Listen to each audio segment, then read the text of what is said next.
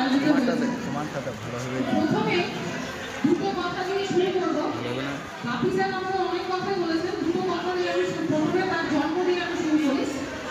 যে তার জন্ম হচ্ছে 1901 সালের 6 জুলাই, অর্থাৎ আজকে।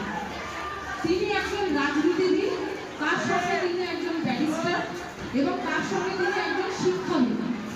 তার জন্ম হুগলি জেলায়। হুগলি জেলায় তার মাতার নাম যোগমায়া দেবী এবং তার পিতার নাম হচ্ছে আশুতোষ মুখোপাধ্যায়। এর সাথে তিনি একজন মেধাবী ছাত্রও ছিলেন। তিনি 1921 সালে প্রেসিডেন্সি কলেজ থেকে তিনি পড়াশোনা করেছেন। 1924 সালে তিনি বিএডে নিয়ে তিনি প্রথম স্থান অধিকার করেছেন। এছাড়া তিনি ডাক্তারি পরীক্ষা দিয়ে তিনি পড়াশোনা করতে তিনি কিন্তু কলকাতায় আসেন।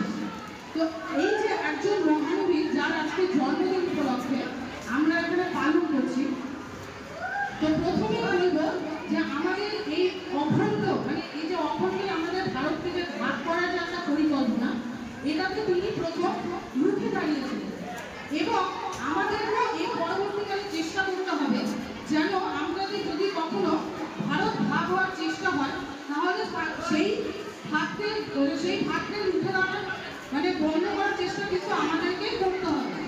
সুতরাং আর বেশি কিছু কথা বলবো না, এই বলে আমি আমার বক্তব্য শেষ করছি।